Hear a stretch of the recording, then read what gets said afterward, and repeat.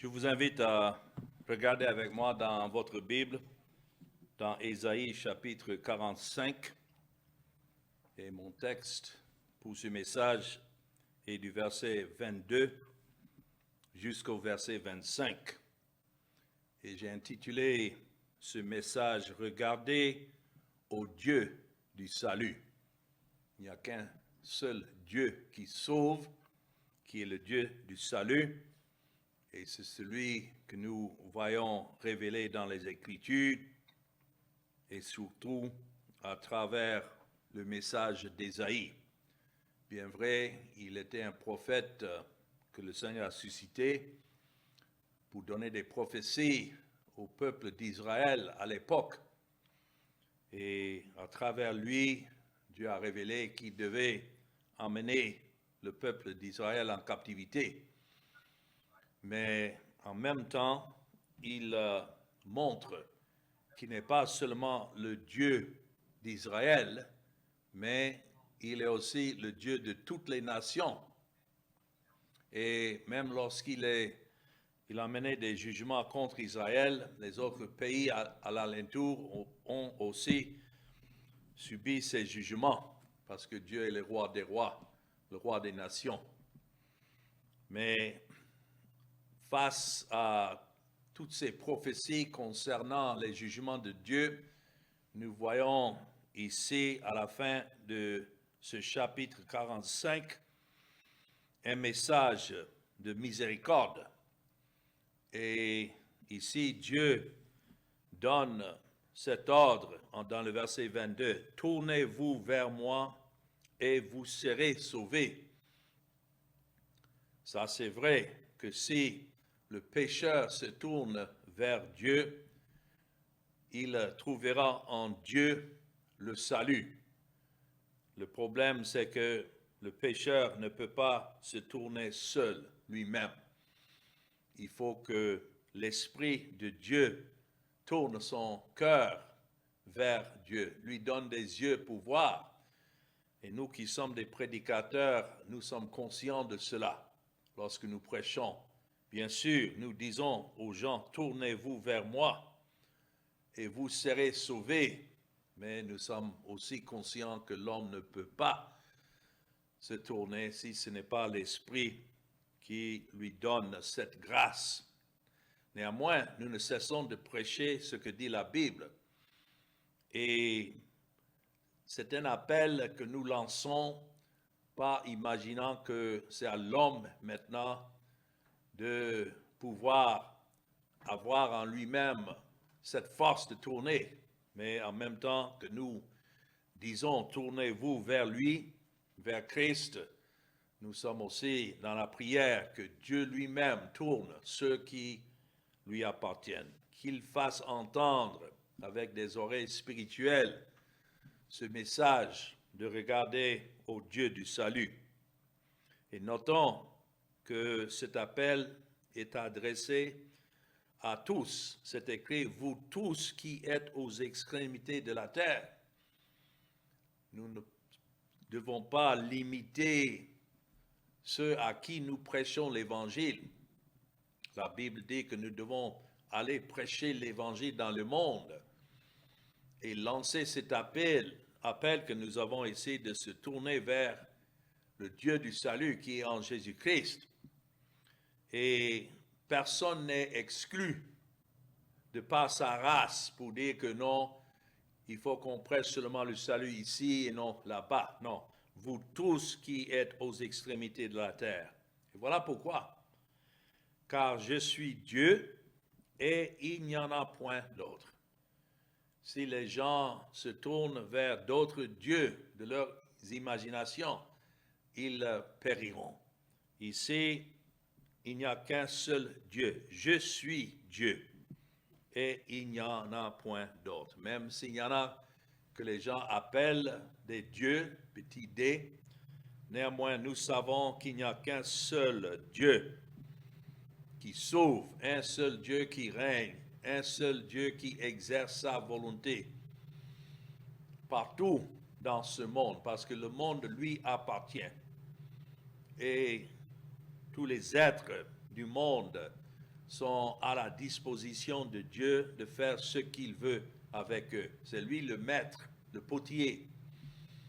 Et les pécheurs ne sont que de l'argile pour qu'ils fassent de certains des vases d'honneur et d'autres des vases de colère. Tel est le Dieu de la Bible.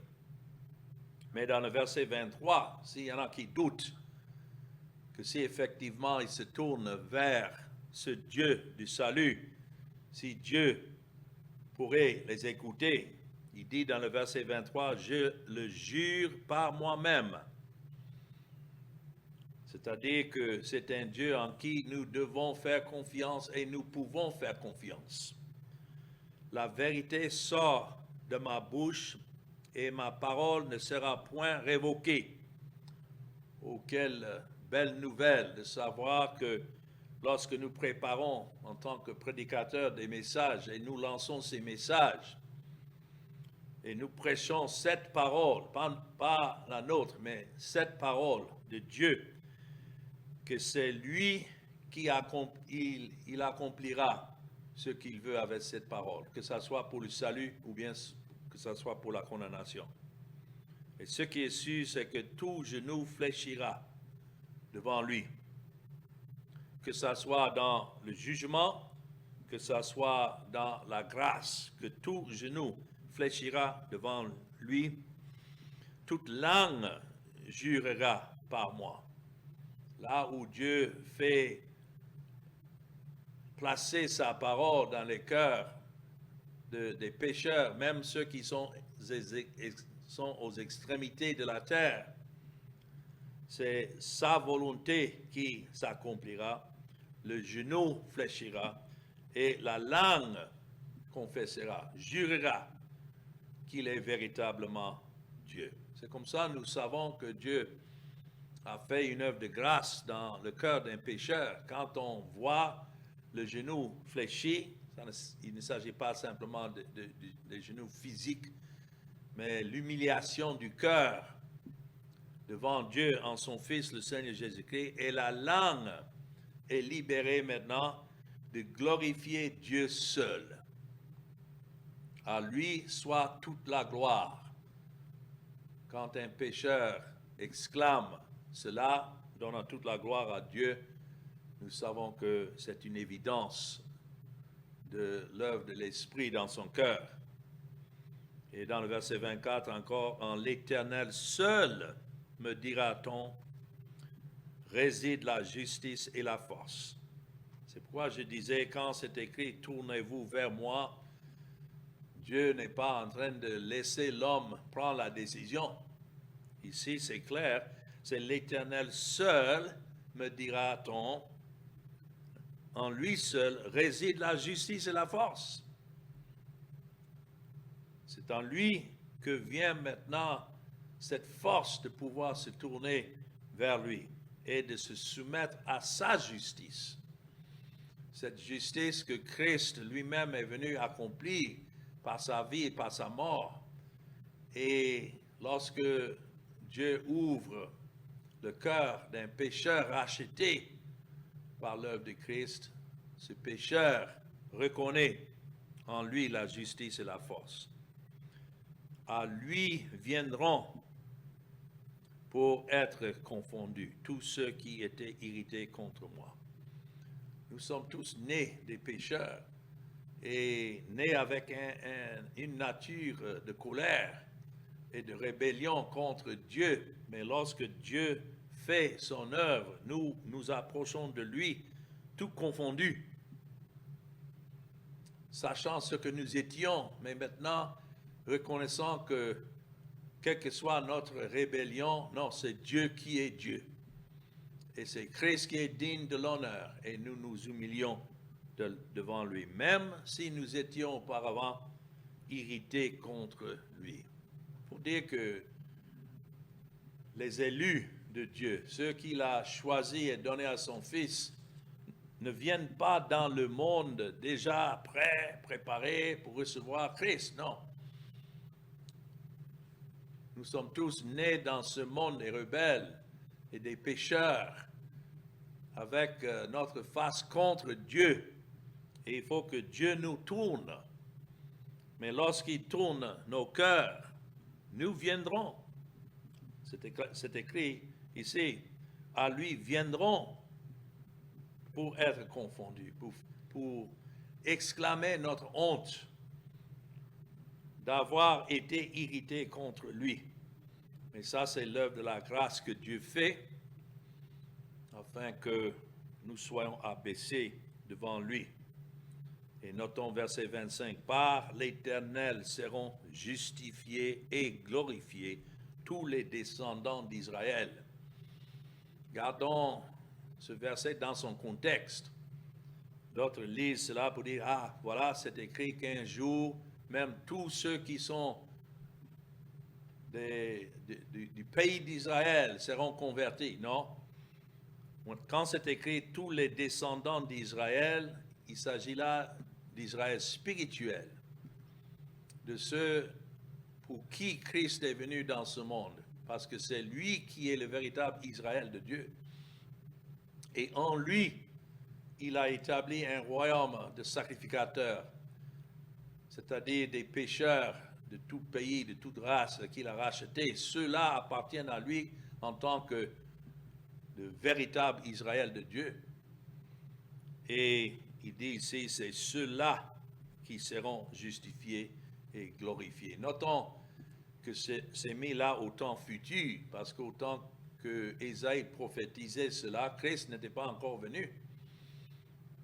Donc, toute cette prophétie envisage la venue de Christ dans le premier siècle et son œuvre qui devait établir dans la justice et la loi pour satisfaire à tous les préceptes de la loi et puis payer maintenant la peine de la loi qui était la mort. Faire tout cela comme le substitut de son peuple afin que ceux que le Père lui a donnés avant la fondation du monde soient justifiés et glorifiés en lui. Beaucoup pensent que le pécheur est justifié lorsqu'il tourne vers Christ ou bien lorsqu'il prend sa décision. Non. Si quelqu'un tourne véritablement vers Christ et confesse Christ, c'est parce que il a été déjà justifié et glorifié quand Christ a accompli cette œuvre. Ça, c'est depuis la croix. Avant la croix, ceux qui étaient au Seigneur regardaient par l'Esprit donné à celui qui devait venir. Mais depuis la croix, nous regardons à celui qui est venu. Mais c'est le même point de focus de la foi. Quand c'est écrit « Regardez au Dieu du salut », c'est à Christ qui justifie, qui glorifie le peuple que Dieu a ordonné au salut. Quel mot simple nous avons ici, mais en même temps profond. Quand c'est écrit, revenant dans le verset 22, « Tournez-vous vers moi et vous serez sauvés ». Ne cherchons pas à compliquer le commandement de l'Évangile pour dire que non, on ne peut pas simplement dire aux gens de tourner vers Christ et qu'ils seront sauvés. Il y en a qui imaginent qu'il faut qu'ils prennent chaque point comme un cours de doctrine et expliquer profondément afin que les pécheurs soient véritablement convertis. Mais ce que je trouve, c'est que l'homme, souvent, en voulant simplifier ou expliquer l'Évangile, complique l'Évangile. Parce que l'Évangile est simple. Le salut est en Christ, ça c'est le premier point, et que Christ est venu dans le monde pour payer la dette de ce que le Père lui a donné. Et ayant payé cette dette, maintenant l'Esprit attire chacun à Christ qui a déjà payé la dette. Donc si quelqu'un tourne vers lui et regarde à lui, la promesse de l'Écriture, c'est qu'il sera sauvé. Pourquoi? Parce qu'il a déjà été sauvé. Ce mot salut a trois sens. Les pécheurs ont été sauvés quand Christ est mort, ceux pour qui Christ est mort, et les pécheurs sont en train d'être sauvés. Maintenant, par l'appel de l'Évangile, c'est l'Esprit qui attire ceux que Dieu a déjà sauvés par le sang de Christ. Mais ce qui est sûr, c'est que ces mêmes pécheurs seront sauvés. C'est-à-dire que à la fin des temps, à la résurrection des morts, ceux qui sont morts en Christ seront ressuscités et leur corps maintenant changé, glorifié, pour ne plus avoir une lutte avec le péché. C'est une rédemption future dont chacun que Christ a racheté à la croix attend. Mais tout cela, c'est dans cette déclaration simple, mais puissante, qui montre où se trouve le salut. C'est en Jésus-Christ. Et par là, comme je disais, ça montre la simplicité du salut. Je ne dis pas facile. Il y en a qui veulent rendre le salut facile pour dire non, il faut les ABC du salut. Il faut accepter et puis il faut confesser tout cela, tout ce que l'homme doit faire. Et ils disent que c'est aussi simple que ABC. C'est simple, mais ce n'est pas facile. Parce que, je dis c'est simple, il suffit de regarder. C'est ça que verset 22 nous dit. Tournez-vous vers moi et vous serez sauvés. Oh, que nous soyons des prédicateurs comme Jean-Baptiste était, en disant, voici l'agneau de Dieu qui ôte les péchés du monde.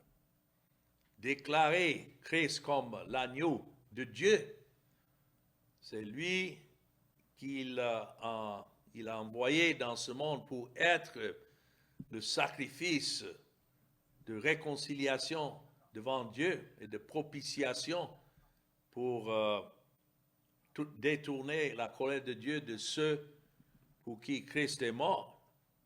Donc, c'est simple. Il faut regarder à lui et non pas à nous-mêmes ou bien à nos œuvres ou à nos efforts.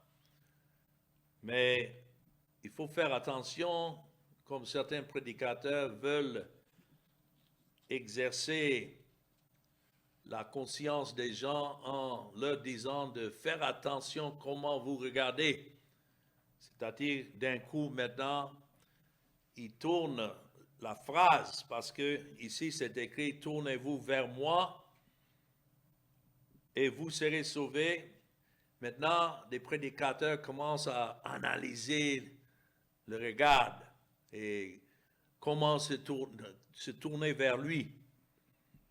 Et ça change maintenant le sens, parce qu'il dit, tournez-vous vers moi.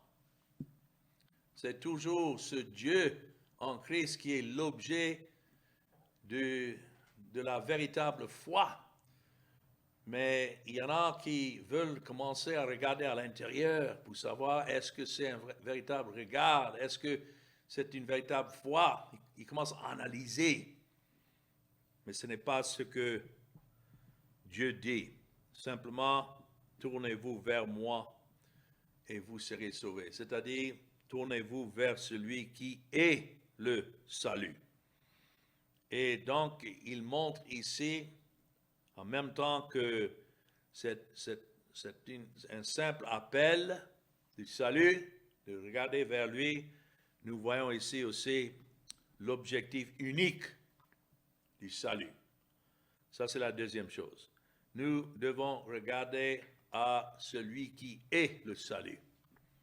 Ça, c'est le sens de la foi. Nous devons regarder à ce Dieu et jamais en nous-mêmes ou à quoi que ce soit d'autre de l'homme autour de nous. Regardez, il dit à moi. Ça, c'est le sens de ce mot. Tournez-vous. C'est d'avoir des yeux fixés sur lui. Si vous tournez pour regarder quelque chose, donc les yeux suivent pour regarder ce qui est la cause de tourner. Donc, comment regarder à ce Dieu, comment tourner à ce Dieu, c'est tel qu'il est révélé dans sa parole. Voilà l'importance de la parole. Le mot ici signifie de se détourner le regard de toute autre chose, que ce soit le regard qui est sur peut-être des cérémonies, le regard qui est sur les œuvres que l'homme peut poursuivre pour s'améliorer, tout cela sont des activités vaines. Ici, le simple regard à celui qui sauve et ne pas avoir le regard ailleurs.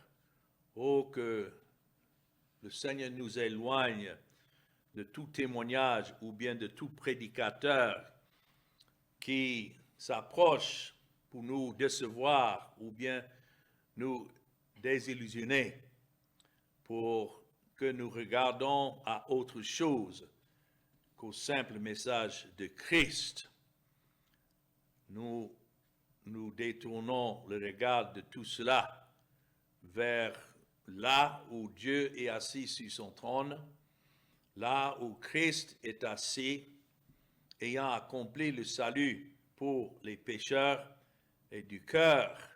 Maintenant, Christ est révélé et nous regardons à lui avec ses yeux spirituels et c'est en lui le salut.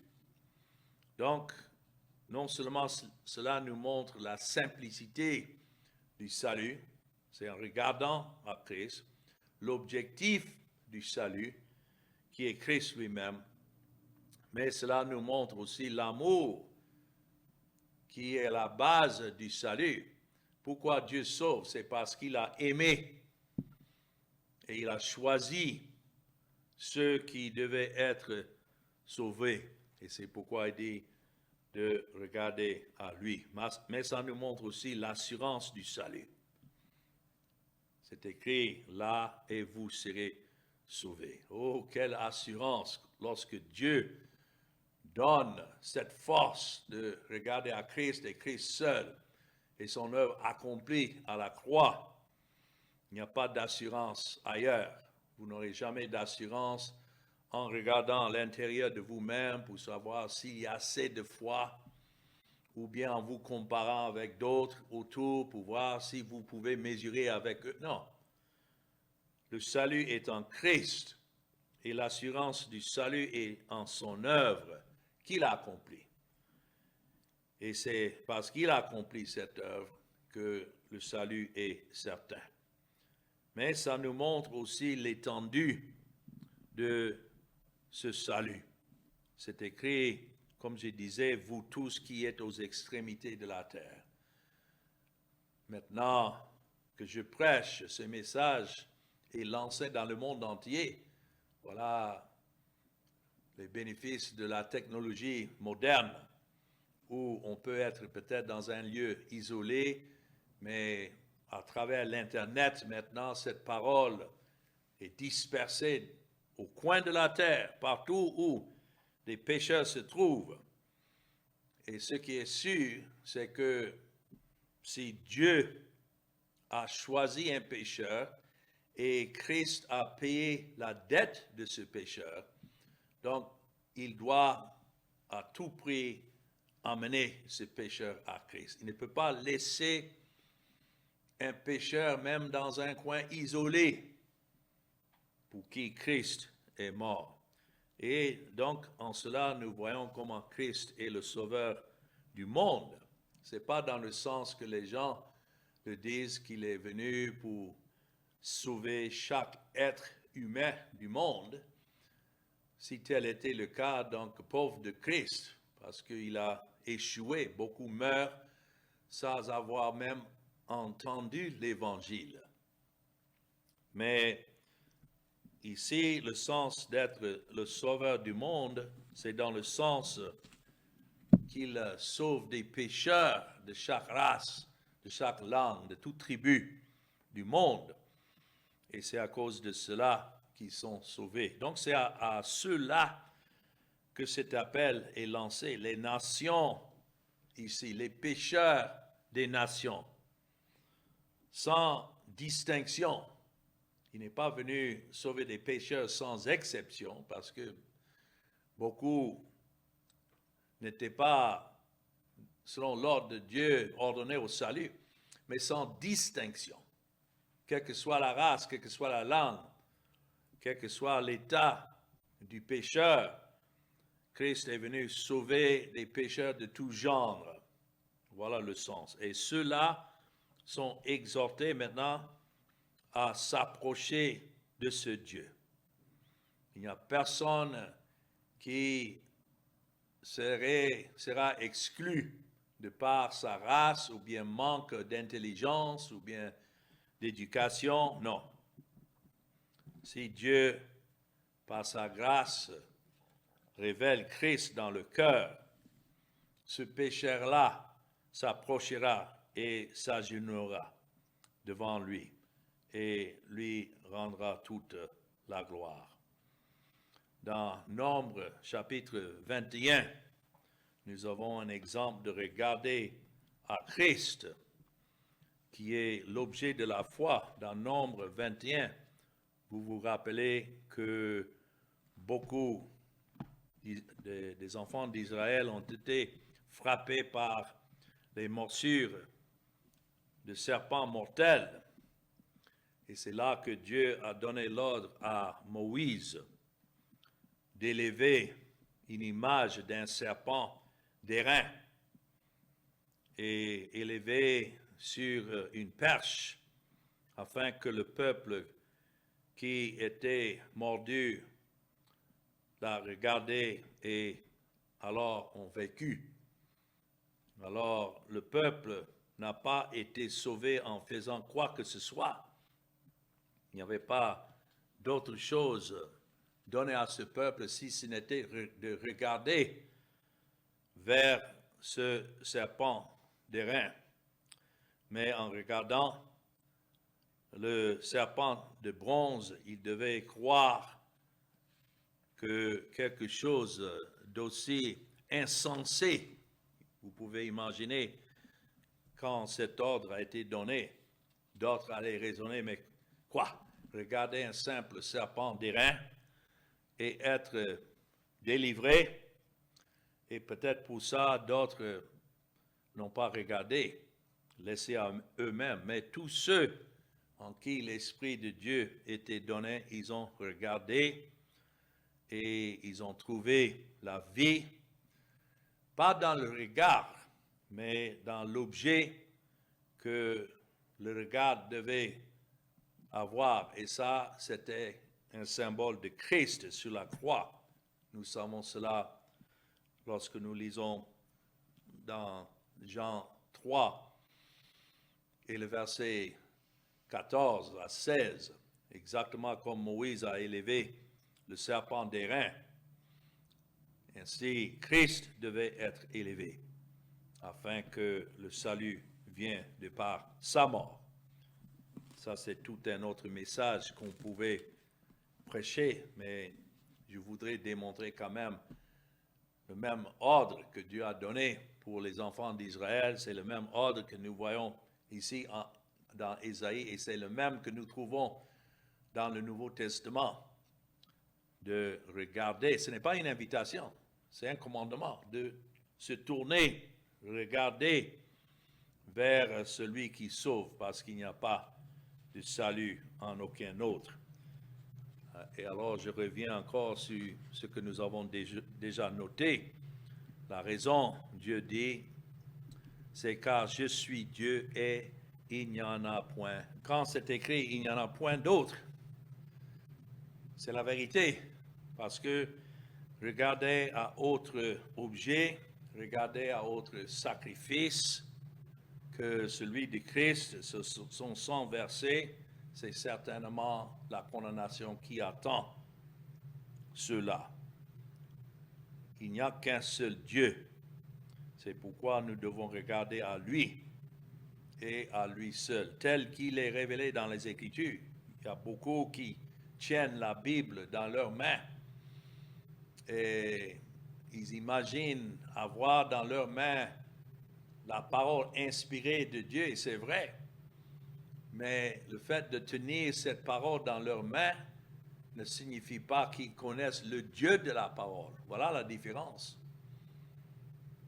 Il faut l'Esprit de Dieu d'ouvrir les yeux en lisant. Autrement, nous allons continuer à lire aveuglement. Et nous ne devons pas alors imaginer que des gens vont comprendre ce Dieu par leur logique, leur raisonnement. Non, c'est de regarder à celui qui est Dieu seul et qui exerce sa volonté. Et de regarder ailleurs, c'est une fausse espérance. Les institutions qui existent, dites religieuses, ne sont pas Dieu. L'assemblée où les gens se réunissent ne sont pas Dieu. Les pasteurs ne sont pas Dieu. Faisons attention à ne pas attirer les regards des gens vers nous. Nous ne pouvons pas sauver qui que ce soit. Et les frères et les sœurs ne sont pas Dieu. Nous ne les regardons pas, mais nous regardons à Christ, qui est la révélation de Dieu, et c'est en lui seul est le salut. C'est pourquoi il dit, j'ai juré par moi-même. Revenons dans le verset 23. Quand Dieu confirme un serment, par qui jure-t-il? Il jure par lui-même, il n'y a personne de plus grand.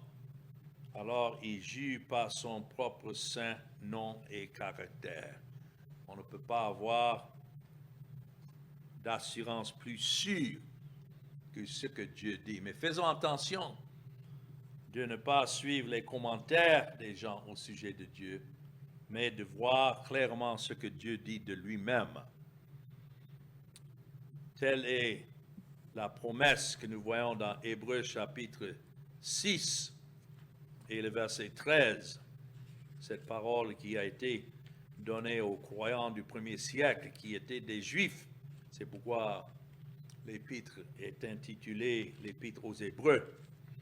Mais Dieu les avait fait grâce et a tourné le regard vers Christ, leur a montré que tout ce qui était dans l'Ancien Testament, sous type et prophétie, image, était en fait accompli en Christ.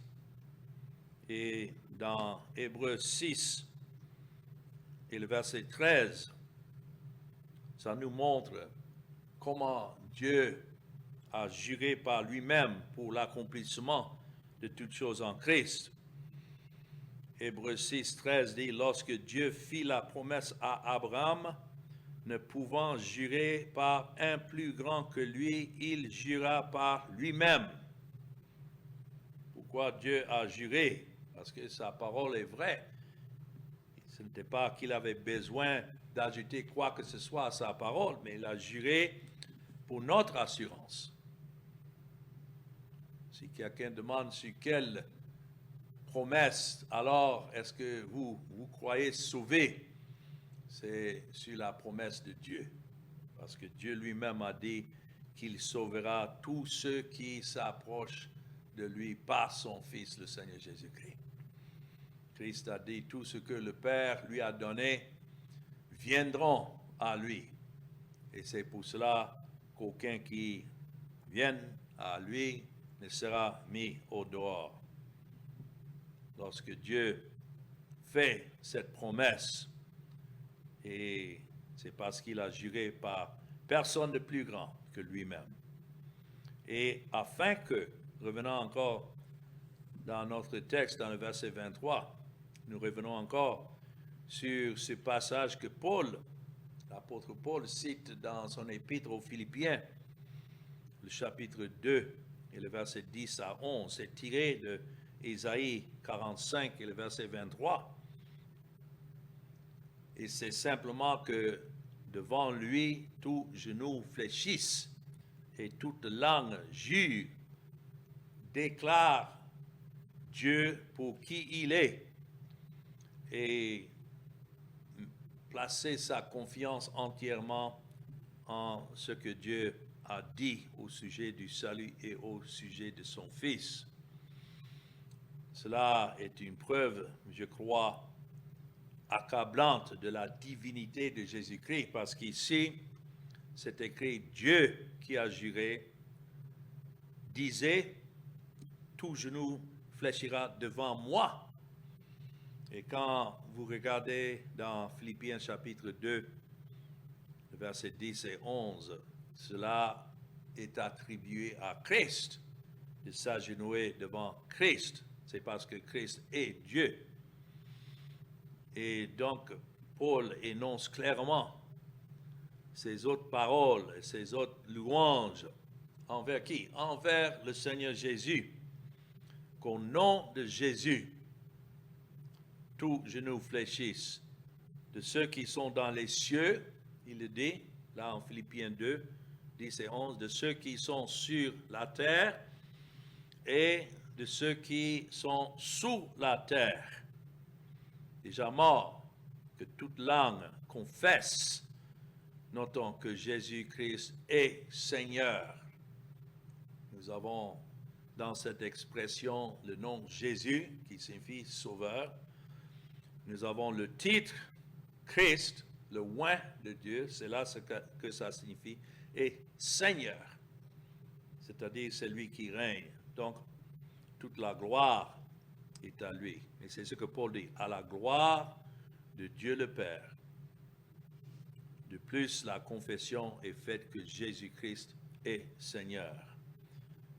Et cela est un terme aussi qui se réfère à Dieu seul. Alors, c'est dans cela que vient le salut. Et c'est pourquoi le dernier verset, dans Ésaïe 45, 25, c'est par l'Éternel. On peut dire c'est par Jésus-Christ que seront justifiés et glorifiés tous les descendants d'Israël. Nous avons déjà vu que les descendants d'Israël, là, s'agissent des descendants spirituels. Si vous voyez dans l'Évangile selon Jean, qui est un véritable juif, selon le Nouveau Testament, nous savons qu'il y avait les Juifs de l'Ancien Testament, de ce pays naturel, mais ici, nous voyons dans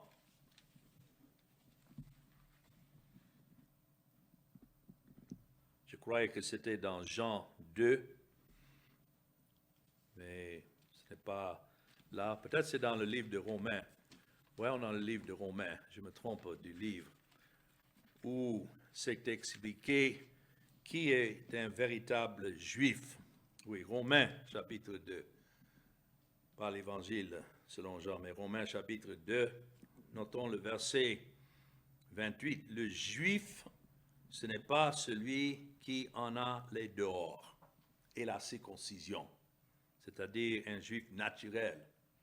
Ce n'est pas celle qui est visible dans la chair, mais le juif, c'est celui qui est l'intérieurement.